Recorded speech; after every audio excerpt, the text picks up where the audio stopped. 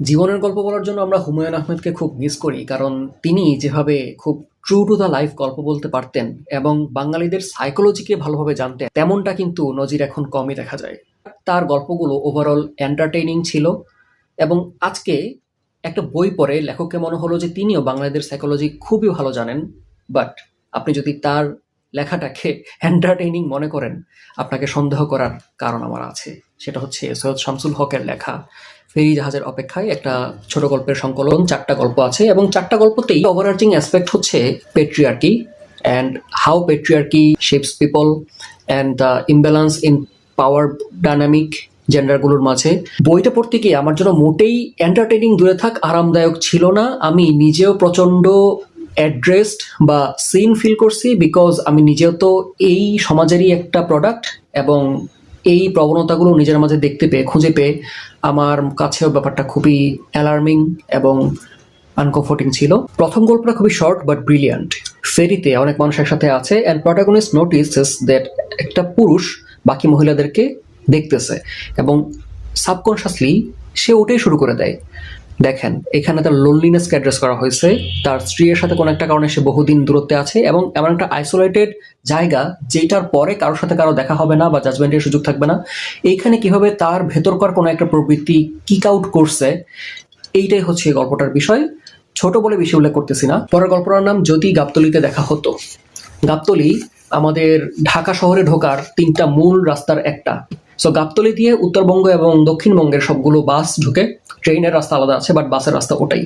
এবং অনেক রকম মানুষের আনাগোনা এবং ব্যস্ততা দেখা যায়। সো সেখানে সে অপেক্ষা করছে একটা মেয়ের জন্য যার সাথে তার বিয়ে হবে, এবং সে কল্পনায় একটা কনভারসেশনে ঢুকে গেছে সেই মেয়েটার সাথেই সেই গল্পটা করছে যে ইস, আমাদের যদি আরো কিছুদিন আগে দেখা হতো তাহলে কত কিছু হতে পারতো। এবং খুবই রোমান্টিক, খুবই সুন্দর একটা আলাপচারী। পূর্ণেন্দ্রপত্রীর কথোপকথনের কথা মনে হতে পারে যে they are like fantasizing about the home they will make. তারপর তাদের বেড়ে ওঠা, তারা একই শহরে পড়াশোনা করছে কিন্তু তখন তাদের মাঝে পরিচয় ছিল না, পারিবারিকভাবে তাদের পরিচয় হয়েছে। যদি আরও আগে থেকে নিজেদেরকে চিনতো, হয়তো এই শহরে সার্ভাইভালটা একসাথে চালিয়ে নেওয়া যেত। এইসব করতে করতে এটা খুবই রোমান্টিক সুন্দর একটা স্টোরি। একটা ট্র্যাজিক পরিণতি থাকলেও একটা জায়গায় গিয়ে সেই অ্যাবাউট দ্য ট্র্যাজিক পরিণতি সে যেভাবে এটাকে ডিল করতেছে যে ইস, আমি যদি ওইখানে ওই সময় থাকতাম তাইলে হয়তো এই ব্যাপারটাকে পাল্টা দিতে পারতাম। এবং এইখানে আমার কাছে মনে হয়েছে যে এই পেট্রিয়ার্কাল সমাজ যেভাবে খুব জেন্ডার রোলকে ডিভাইড করে দিছে এবং মহিলাদের উপরে এবং পুরুষদের উপরে নির্দিষ্ট নির্দিষ্ট জিনিস অতিরিক্ত চাপাই দিছে অন্য জনের থেকে। এই জায়গাটাতে পুরুষের অনেক বড় গিল্ট তৈরি হওয়ার সুযোগ তৈরি হতে পারে যে আমার ঘাড়ে এই ব্যাপারগুলা ন্যস্ত আছে এবং আমাকে সেগুলো মিট করতেই হবে।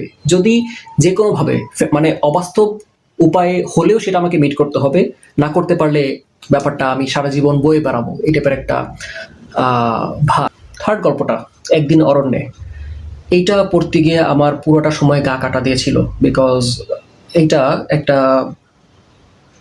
বাচ্চা মেয়ের গল্প যে মাত্র 18তে পা দিছে, মানে সদ্য অ্যাডাল্ট হওয়া মেয়ে।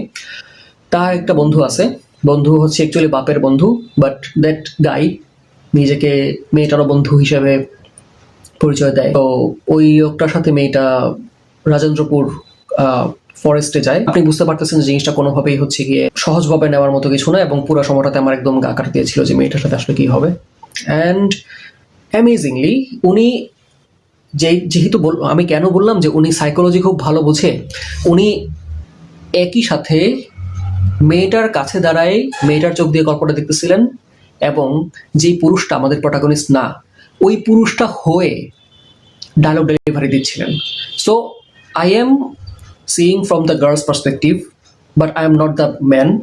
কিন্তু ওই লোকটা যেই ইচ্ছা প্রকাশ করতেছে বা যেই কথা বলতেছে, আমি ওইটাকে আরো ভালো বুঝতে পারতেছি এবং উনি ওটাকে অ্যাড্রেস করতেছেন যে পাঠক, আপনি তো পুরুষ, আপনি বুঝবেন পুরুষ এই কথাটা বলে অ্যাকচুয়ালি কি মিন করতে পারে। ওটা কিন্তু 60 পেজের। সো এলাবোরেটলি তিনি ওই দৃশ্যটাকে আঁকছে, কেমন ইন্টেনশন অন্য পক্ষ থেকে আসতে পারে বা সেটাকে কিভাবে ডিল করতে পারে। কারণ সে তো ছোট একটা বাচ্চা মেয়ে, এখনো সে অ্যাডাল্টহুডের সবকিছু বুঝে উঠতে পারেনি, but after all she is a girl, she is intelligent. অ্যাডাল্টহুডের বিষয়গুলোকে ডিল করতে শেখার আগে তার ইন্টেলিজেন্সটা অলরেডি ডেভেলপড হয়ে গেছে, সে জানেন সামথিংস রং।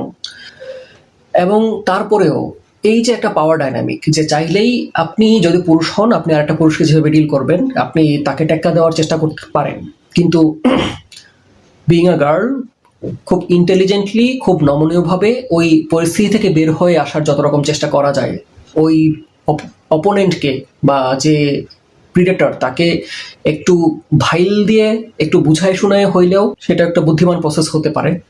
তো ওইভাবেই হচ্ছে মেয়েটা চেষ্টা করে গেছে।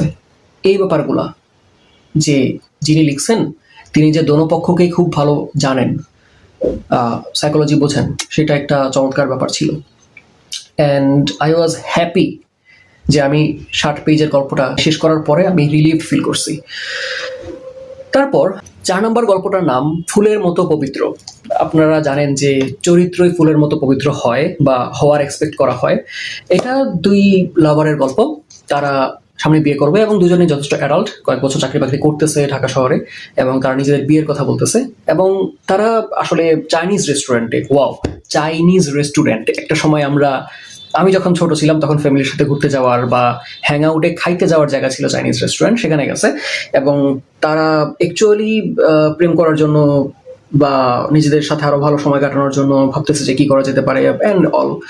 এবং সেই সময়টাতে কিন্তু ছেলেটার মাথায় খুব নর্মাল ছিল এই চিন্তাটা যে আমার প্রেমিকা, তাকে নিয়ে আমি আর কি করতে পারি। হাউএভার, যখন একটা প্রশ্ন উঠে বা মেয়েটাই ইন্টেনশনালি একটা সন্দেহ জাগায় যে তুমি তো একমাত্র পুরুষ নাও হতে পারো, আমার আগেও তো কোনো পুরুষের সাথে সম্পর্ক সংস্রব থাকতে পারতো, হাউএভার দ্যাট, এবং সেই জায়গাটাতেই চরিত্রের প্রশ্ন চলে আসে। আমাদের ছেলে প্রটাগনিস্ট যেই গল্পটা বা যেই ইন্টেনশনটা বা যেই ফ্যান্টাসিটা একটু আগে নিজের জন্য নর্মালি চিন্তা করে আসছে, এটা অন্য পুরুষের বেলায় সে আর মানতেই পারে না। তার একেবারে যেই সুন্দর ফুলের মতো একটা দিন ছিল প্রেমিকার সাথে, সেটা ভেঙে চুরে বিশ্রী কদর্য হয়ে গেছে এবং সে খুঁজতে শুরু করে যে কে সেই লোক, আমার প্রেমিকার প্রাক্তন প্রেমিক, তারা কারা, তাদের সাথে কি কি হয়েছে। এবং সে এই ক্যারেক্টার সার্টিফিকেটের জন্য দাঁড়ে দাঁড়ে ঘুরতে এবং হামলা দেওয়া শুরু করে, যেই প্রবণতাটা খুবই কমন। আমি নিজের মধ্যেও হয়তো এইটাকে আবিষ্কার করাটা কঠিন হবে না। আমার কাছে এই গল্পটা কোনোভাবেই কমফোর্টিং লাগে নাই। আরও খারাপ লাগার কারণ ছিল যে ঠিক আগের গল্পটাতে যেভাবে লেখক অ্যাড্রেস করতেছিল যে দেখেন এই পুরুষটা, তার কিন্তু কিছু প্রেডেটরি ইন্টেনশনস আছে এবং দিস আর ব্যাড, এবং দেখেন কিভাবে এই জিনিসটা রিড করতে আমাদের মেয়ে প্রোটাগনিস্ট মিস করতেছে। অ্যাবাউট দ্য ফোর্থ গল্পে কিন্তু সে খুব নর্মাল একটা টোনে, সৈয়দ শামসুল হক খুব নর্মাল একটা টোনে গল্পটাকে বলে গেছেন, অ্যাজ ইফ এটাই নর্মাল হতে পারে। উনি যেই সময়টায় বসে গল্পটা লিখছেন তখন হয়তো এটাই নর্মাল ছিল, এবং আফটার অল যে মেয়ে প্রোটাগনিস্ট সেও সেটাকে খুব নর্মালি নিছে যে ইসিরে তোমাকে কত কষ্ট দিয়ে ফেললাম একটা সন্দেহবাদীগ্রস্ত ঢুকায়, আমি তো তারপরে অনুশোচনায় ভুগতেছি, তুমি না জানি কত কেয়ার করো আমার জন্য কত ঘাটাঘাটি করছো আমার ক্যারেক্টার সার্টিফিকেট বের করার জন্য। ও যেটা আমাকে যেমন বদার করছে এই সময় বসে যে কোনো পাঠককেই বদার করবে, এটাই স্বাভাবিক। বাট আই এম অ্যামেজড যে শেষ পর্যন্ত তিনি সাইকোলজি বুঝার জায়গাটাতে কতটা ট্রু ছিলেন এবং সেটাকে উনি একদম প্রকাশও করছেন। সো অ্যাকচুয়ালি আমার যে এই রিয়েকশনটা হয়তো উনি লেখক হিসেবে আশা করতে পারতেন যে তার পাঠকদের কাছ থেকে আসবে।